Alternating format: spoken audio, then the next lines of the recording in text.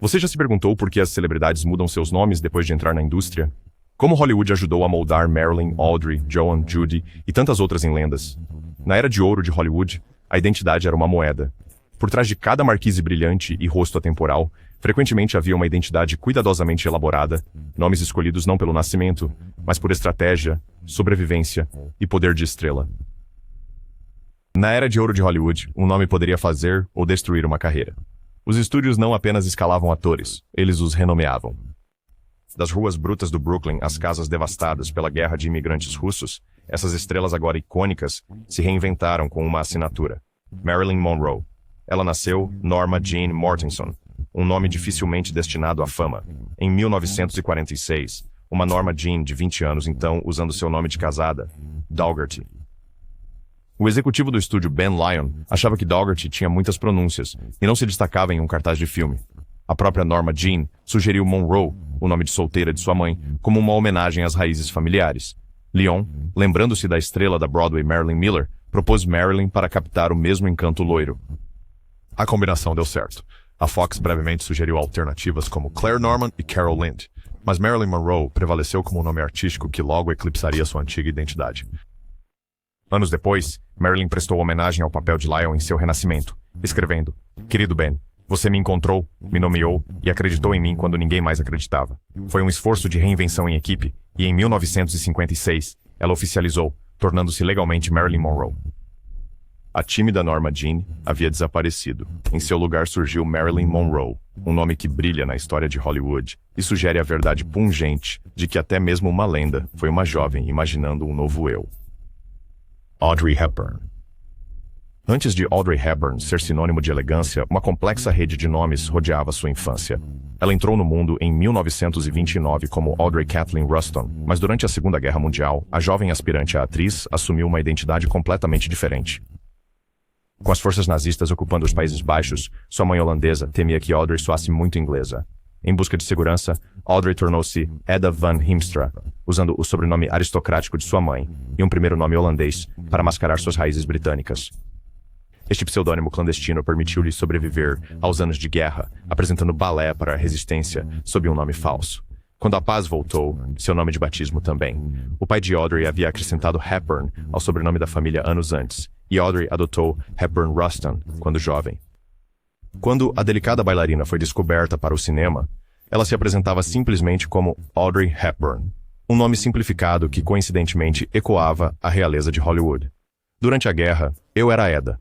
Depois, voltei a ser Audrey novamente. Ela poderia ter refletido. Nenhum chefe de estúdio precisou intervir. No final foi Audrey Hepburn quem subiu ao palco global, carregando traços de uma identidade oculta de tempos de guerra, mesmo enquanto tornava esse nome eternamente seu.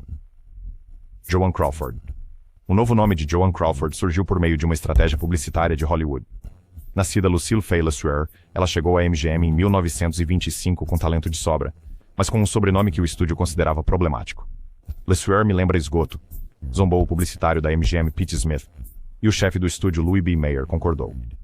Determinada a rebrandear a ambiciosa estrela, a MGM anunciou um concurso Nomeie a Estrela em uma revista de fãs, convidando o público a criar seu nome artístico.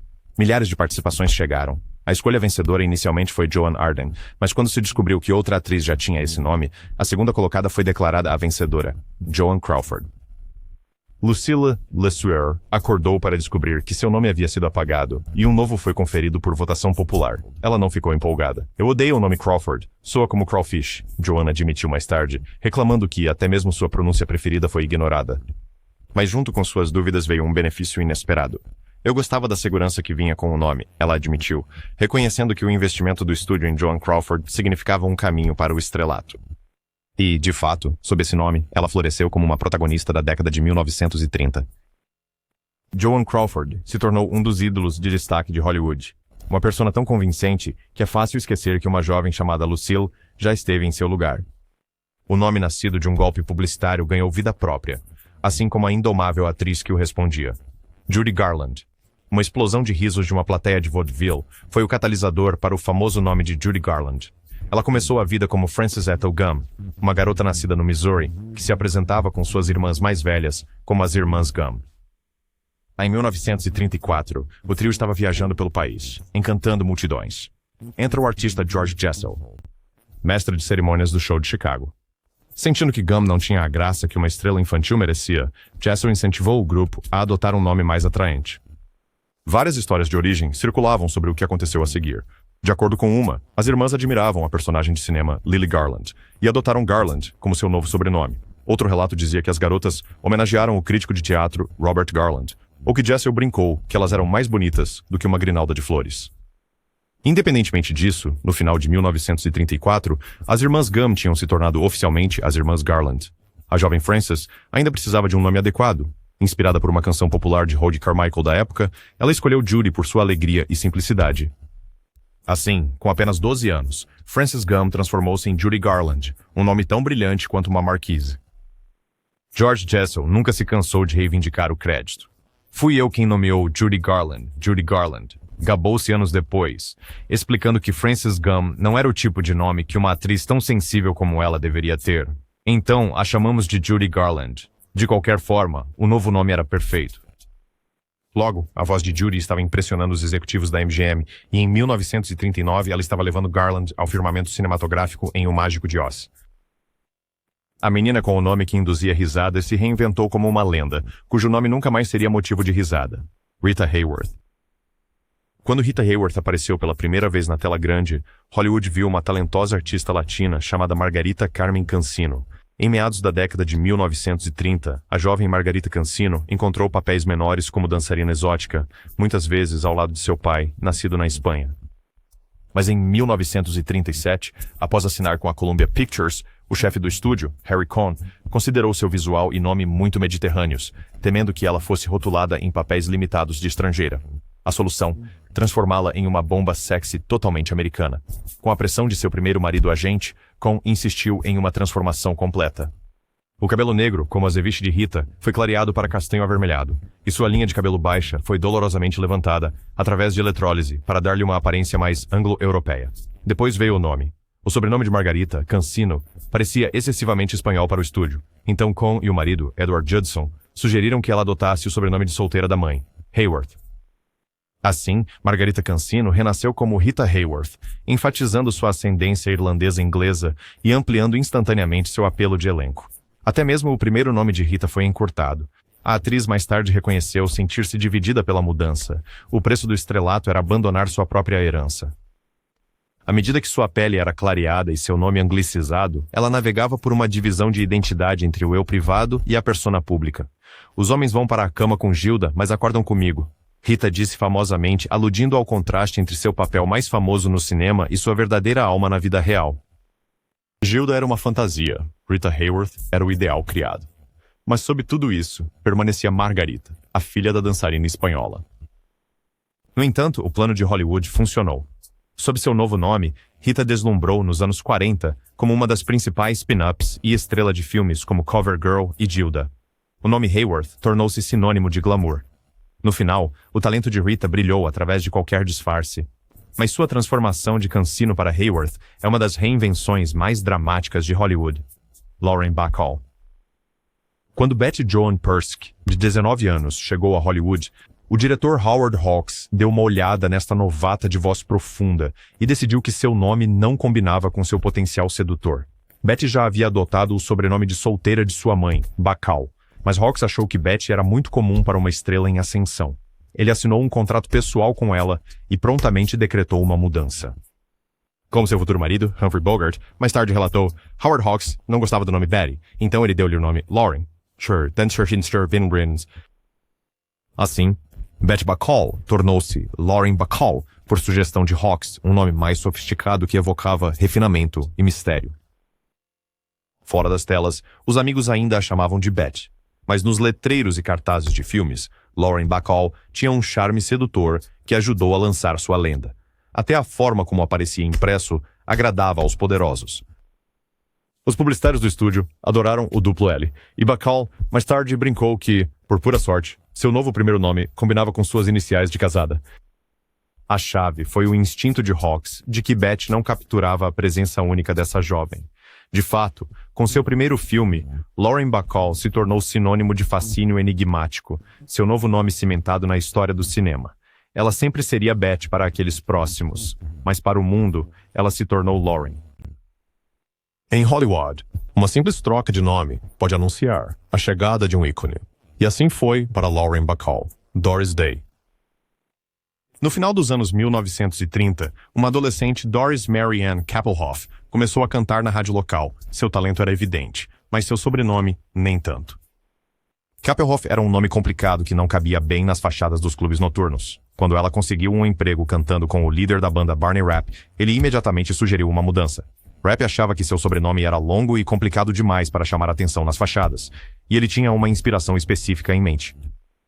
Doris frequentemente apresentava uma balada jazz chamada Day After Day, então Rapp propôs Doris Day como seu novo nome artístico. A jovem cantora hesitou inicialmente. Afinal, era o nome de uma música, não de uma pessoa, e para a família ela era Mary ou Franny, mas finalmente ela concordou com a mudança.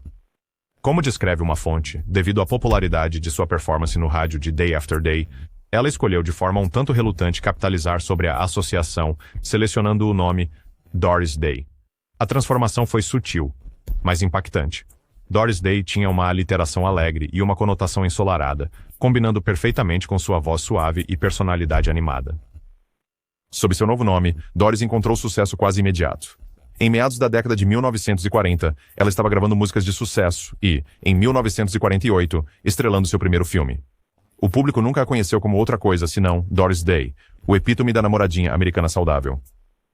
Olhando para trás, Doris reconheceu que Kappelhoff teria sido difícil de encaixar em um selo de disco. Na verdade, mais tarde na vida, ela brincou que até ela ficou contente que Rapp escolheu Day. Era curto, alegre e impossível de pronunciar errado. Assim, Doris Day nasceu de uma música e de uma intuição sagaz de um showman, levando uma jovem cantora a alturas sem precedentes e tornando-se um dos nomes mais amados da história de Hollywood, Ava Gardner. Ao contrário de muitos de seus contemporâneos, Ava Gardner não passou por uma mudança dramática de nome, mas Hollywood ainda brincou com sua identidade de maneiras curiosas. Nascida Ava Lavinia Gardner na zona rural da Carolina do Norte, ela chegou a Hollywood no início da década de 1940, com um nome que, por consenso do estúdio, já soava sedutor. A MGM assinou com a deslumbrante jovem de 18 anos, principalmente pela sua aparência, e eles não viram necessidade de inventar um novo nome. Ava Gardner era breve, memorável, e carregava um toque exótico sem alienar o público americano. Então Ava pôde manter seu nome de nascimento. No entanto, o estúdio refinou sua imagem de outras maneiras. Ao chegar, a novata sulista com um sotaque doce foi intensamente preparada. Aulas de dicção para suavizar seu sotaque da Carolina, aulas de atuação para dar polimento e transformações para amplificar sua beleza natural. Em impressos, a publicidade da MGM ocasionalmente fabricava um histórico para torná-la mais misteriosa. Um comunicado de imprensa estranho do estúdio chegou a afirmar que seu nome real era Lucy Johnson e Ava Gardner era o nome dado pela MGM, uma completa falsidade que confundiu os fãs por anos. Na verdade, Ava Gardner era um nome cinematográfico por si só, simples, rítmico e evocativo, que não precisava de alteração. À medida que a estrela de Ava subiu em filmes como Os Assassinos, em 1946, seu nome autêntico tornou-se mundialmente famoso. Ela uma vez notou ironicamente que a MGM considerou chamá-la de outra coisa, mas acabou percebendo que nada poderia combinar melhor com ela do que Ava Gardner. Em uma indústria de identidades fabricadas, a de Ava permaneceu genuinamente real. Ela provou que, às vezes, o nome com o qual você nasce pode brilhar intensamente, desde que a mulher por trás dele tenha o talento para corresponder. Hedy Lamarr. Quando a atriz austríaca Hedwig Kiesler fugiu da Europa para Hollywood em 1937, ela levou escândalo e fama em igual medida. Hedwig, com apenas 23 anos, chocou o público ao aparecer nua no filme europeu Êxtase, ganhando o apelido de Dama do Êxtase. Agora, em Hollywood, Meyer da MGM queria transformar essa beleza sofisticada em uma estrela aceitável para as sensibilidades americanas. Primeiro na agenda, abandonar Kiesler, e até mesmo Hedy, em favor de uma nova identidade completamente. A própria esposa de Meyer teve uma ideia. Ela admirava uma femme fatale da era do cinema mudo chamada Barbara Lamarr, conhecida por sua beleza deslumbrante. Seguindo a sugestão da Sra. Meyer, Meyer persuadiu Hedwig Kiesler a adotar o sobrenome Lamarr como uma homenagem a essa estrela do passado. O primeiro nome de Hedwig foi reduzido ao elegante Hedy. Em um único golpe, uma jovem da Europa Oriental tornou-se Hedy Lamarr, um nome que Meyer considerou suficientemente glamuroso e livre das sombras de êxtase. A razão era dupla: tornar sua identidade mais amigável para o mercado americano e simbolicamente enterrar o escândalo. Para se distanciar de sua verdadeira identidade e da reputação de Sra. Ecstasy, ele escolheu Lamar, como observa uma biografia.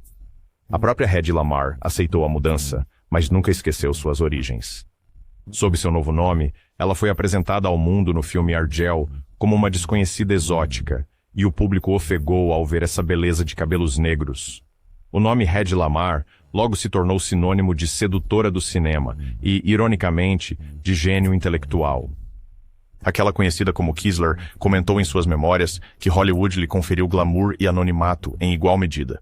Hedy Lamar foi ambos, um nome de estrela que brilhava nas marquises e um véu que permitiu a uma antiga rainha do escândalo se reinventar na terra das oportunidades.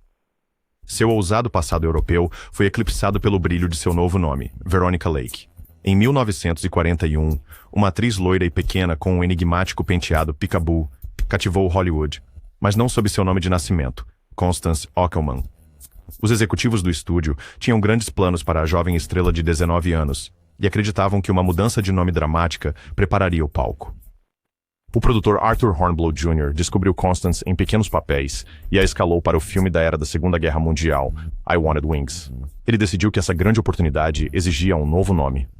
O sobrenome de Constance já tinha sido alterado para Kim durante trabalhos de modelo anteriores, mas Hornblow queria algo realmente memorável. Juntamente com a atriz, ele idealizou Veronica Lake. De acordo com as próprias recordações de Lake, ela pensou no sobrenome primeiro, Lake, achando-o marcante e simples. Tinha um misticismo fresco e líquido que combinava perfeitamente com seus olhos azuis translúcidos e calmos. Hornblow concordou. Quanto ao primeiro nome, Constance voltou à infância e escolheu Veronica. Acontece que sua mãe ocasionalmente a chamava de Veronica como um apelido. Assim, Constance Ockelman Sher Keane transformou-se em Veronica Lake, um nome que a equipe de marketing do estúdio adorou por sua imagem poética. O melhor nome sintético no cinema criado recentemente é Veronica Lake, declarou o produtor David O. Selznick na época, elogiando sua originalidade. Sob seu novo nome, Veronica Lake se tornou uma sensação da noite para o dia. Seus filmes dos anos 1940 a consagraram como um ícone do filme noir, e o nome Veronica Lake entrou no léxico da cultura pop, evocando a visão de cabelos loiros caindo sobre um olho. Lake mais tarde escreveu que mudar seu nome ajudou a mudar sua sorte. Eu vim para a Califórnia como Constance Keane. Tornei-me Veronica Lake da noite para o dia. Chuck Sormai. Embora a reinvenção tenha sido cuidadosamente planejada, houve uma contribuição pessoal genuína por trás disso. Veronica Lake foi um nome de estrela que a própria estrela ajudou a escolher. Ao fazer isso, ela abandonou a comum Constance e deslizou para a lenda de Hollywood como a única e inigualável Veronica Lake, Ginger Rogers. Nem todas as mudanças de nome em Hollywood foram ditadas pelos magnatas dos estúdios. Algumas ocorreram naturalmente muito antes da fama. Ginger Rogers é um excelente exemplo. Ela nasceu em 1911 como Virginia Catherine McMath, mas desde pequena todos a chamavam de Ginger. Diz a tradição familiar que um primo pequeno não conseguia pronunciar Virginia, balbuciando adoravelmente Ginger, e o apelido Ginger ficou para a vida toda. Quando sua mãe Laila se casou novamente em 1920, Virginia adotou o sobrenome do padrasto, Rogers. Na adolescência, a aspirante a dançarina já se apresentava como Ginger Rogers, um nome tão animado e memorável quanto seu jogo de pés. De fato, Ginger, aos 14 anos, ganhou um concurso de Charleston, no Texas, com esse nome e iniciou uma carreira no vaudeville, logo depois. Assim, quando Hollywood chamou no início da década de 1930, a loira energética já tinha um nome artístico pronto que os estúdios acharam ideal. Nenhuma mudança adicional era necessária. Ainda assim, a transformação de Virginia McMath para Ginger Rogers é fascinante por si só.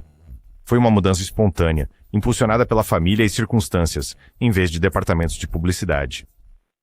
Ginger mais tarde reconheceu quão crucial foi essa mudança. Após o divórcio amargo de seus pais e uma infância sendo levada entre parentes, adotar o sobrenome de seu padrasto representava estabilidade.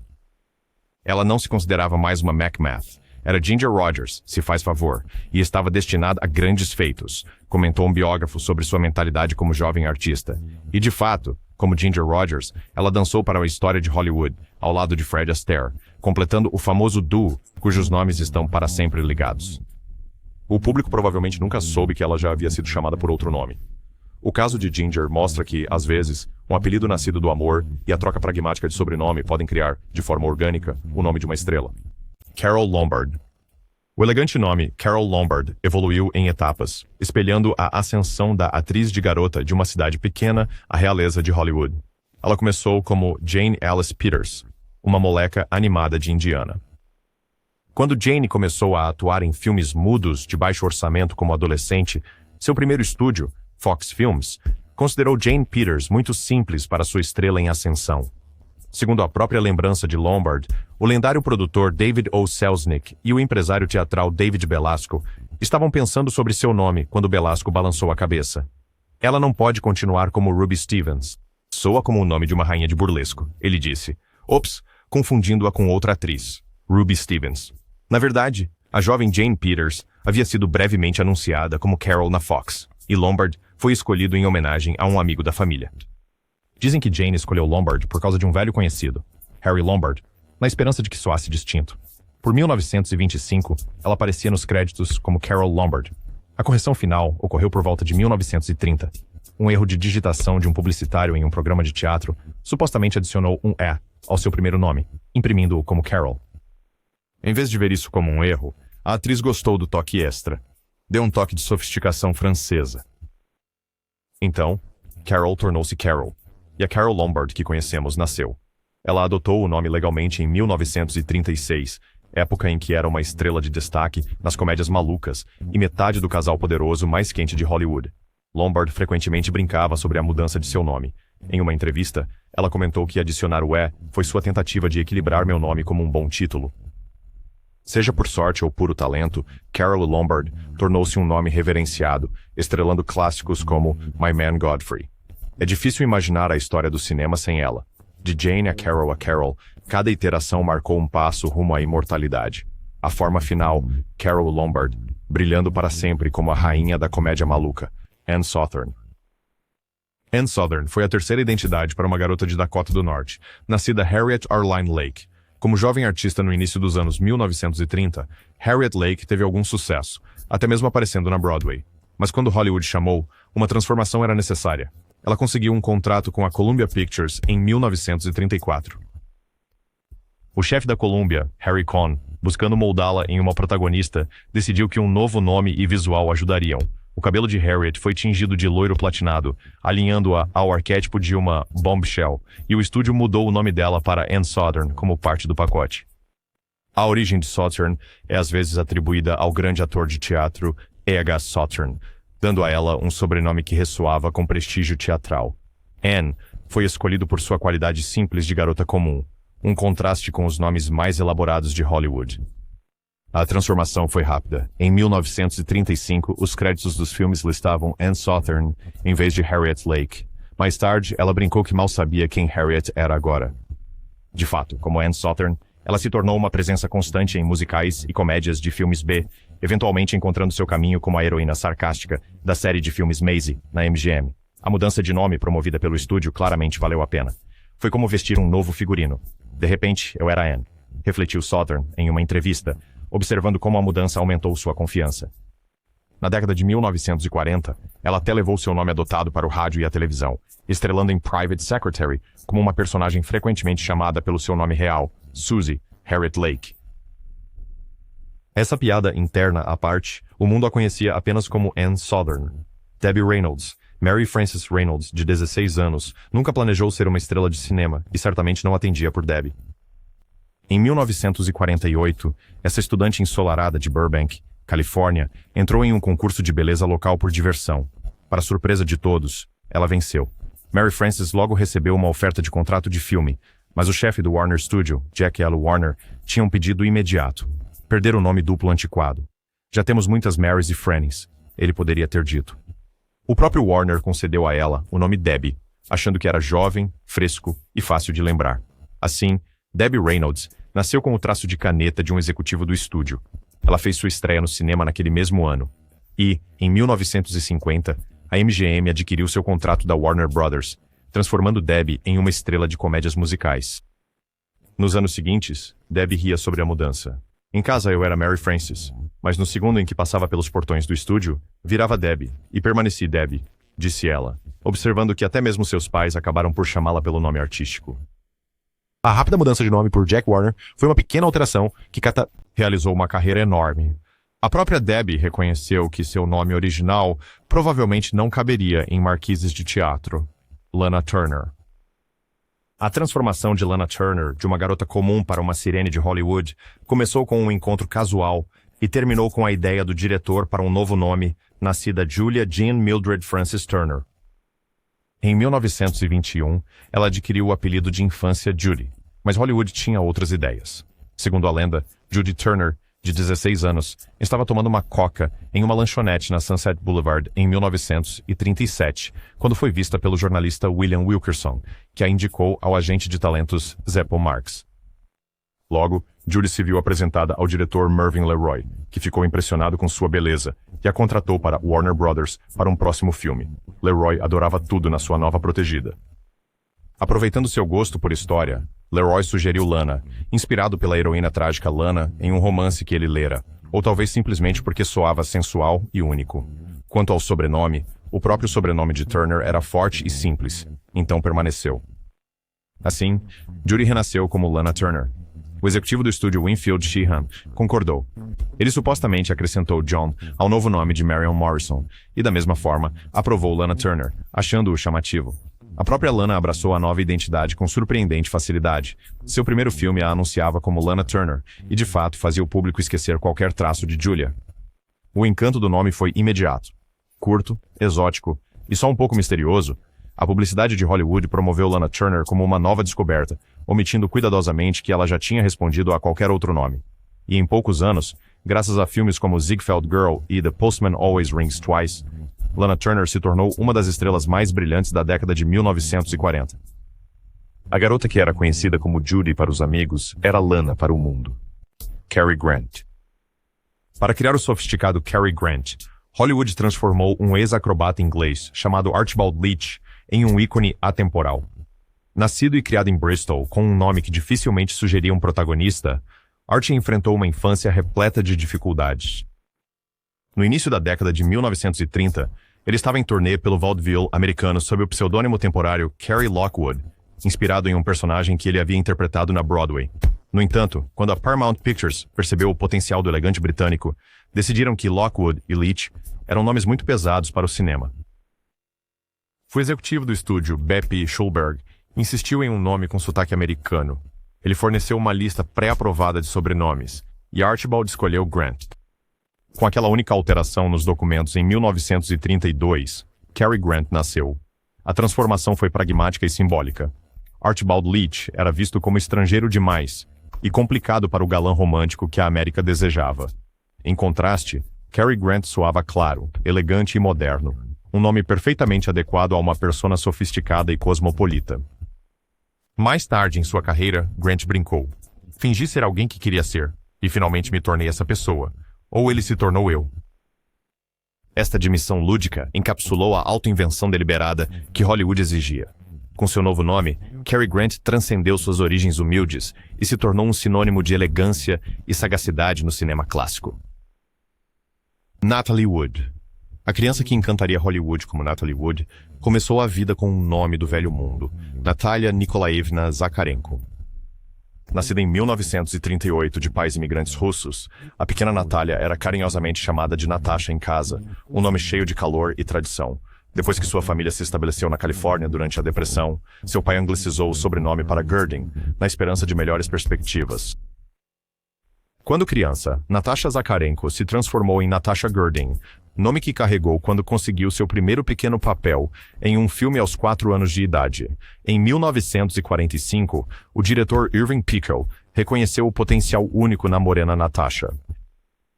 Convencido de que um nome mais ao estilo americano se adequaria melhor à sua carreira em ascensão, Pichel propôs Natalie Wood. Ele explicou que Natalie era simplesmente a variante em inglês de Natália, preservando uma parte de seu passado enquanto oferecia um novo começo. O sobrenome Wood foi escolhido em homenagem ao amigo de Pichel, o diretor Sam Wood, um aceno à afinidade criativa de Hollywood. Sua mãe, Maria, aceitou a mudança de todo o coração, até adotando o novo sobrenome para si mesma. Quando a nova identidade de Natasha estreou na Marquise aos 7 anos em Miracle on 34th Street, a transformação estava completa. Natalie Wood logo se destacou como uma das principais estrelas infantis de Hollywood, um nome que equilibrava perfeitamente sua herança. com o encanto sofisticado exigido pela tela de prata. Embora ela se lembrasse particularmente de suas raízes como Natasha, o mundo a conheceria para sempre como Natalie Wood. Kirk Douglas.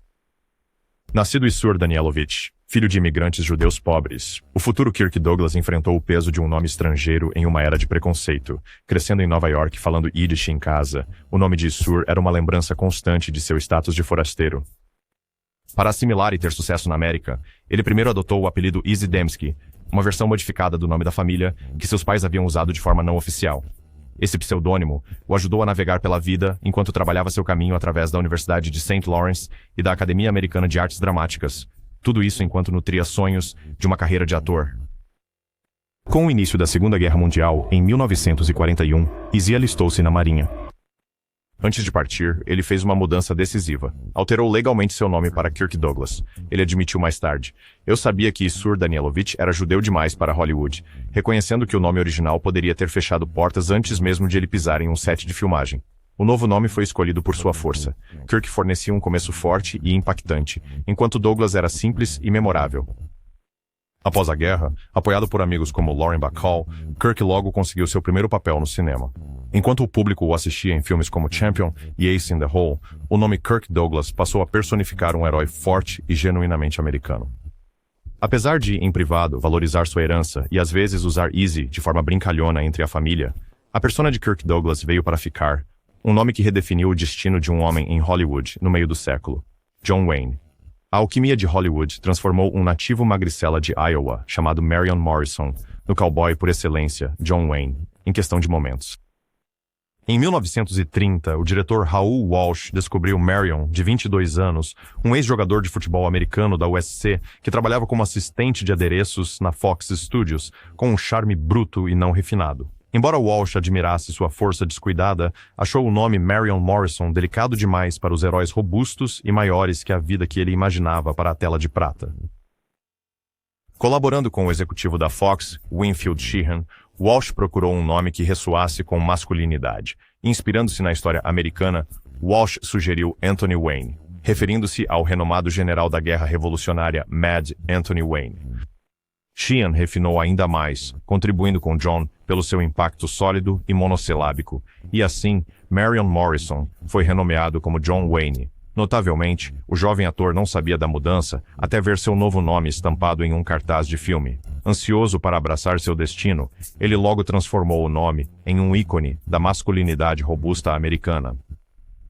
Apesar do fracasso comercial inicial de A Grande Jornada, o persona de John Wayne evoluiu constantemente através de dezenas de faroestes, cristalizando-se finalmente em clássicos como No Tempo das Diligências. Em entrevistas posteriores, Wayne reconheceu: "Não é o nome com que nasci, mas é o nome que fez de mim quem eu sou."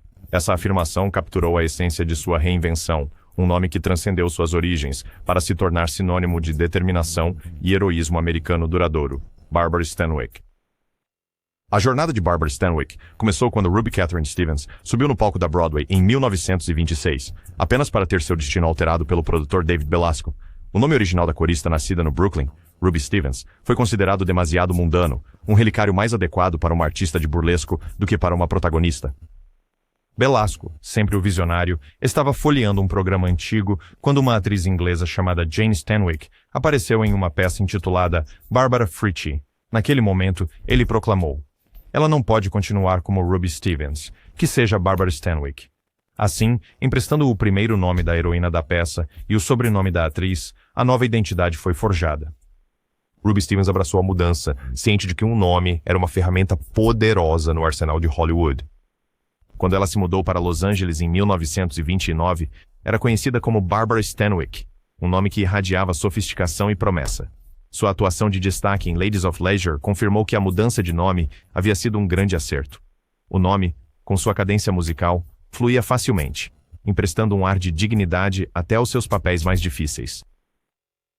Embora jornalistas ocasionalmente tentassem descobrir a verdadeira história por trás de seu novo apelido, Stanwyck mantinha enigmaticamente o mistério ao simplesmente afirmar: "É uma combinação de nomes de um programa de teatro." Ao longo de uma carreira notável que durou 4 décadas e mais de 80 filmes, Barbara Stanwyck tornou-se sinônimo de força e versatilidade, uma estrela brilhante cujo nome carregava o peso de um legado lendário. Sua transformação de Ruby Stevens para Barbara Stanwyck permanece como uma das mais fascinantes Tremaine Sandy. Invenções. Rock Hudson. A criação de Rock Hudson é talvez o exemplo mais literal de Hollywood de fabricar uma estrela. Em 1947, Roy Harold Scherer Jr., um alto e robusto caminhoneiro de Illinois, chegou a Los Angeles com sonhos de fama no cinema. Já tendo mudado seu sobrenome de Scherer para Fitzgerald após a influência de um padrasto, Roy encontrou-se sob a orientação do agente de talentos Henry Wilson, um homem notório por criar nomes artísticos memoráveis.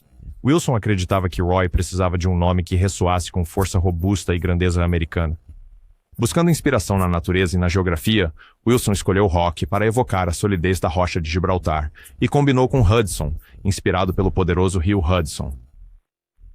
Com esse novo apelido, Roy Fitzgerald desapareceu, substituído pela persona de Rock Hudson, um nome tão robusto e duradouro quanto o próprio homem. A transformação de Wilson não se limitou ao nome.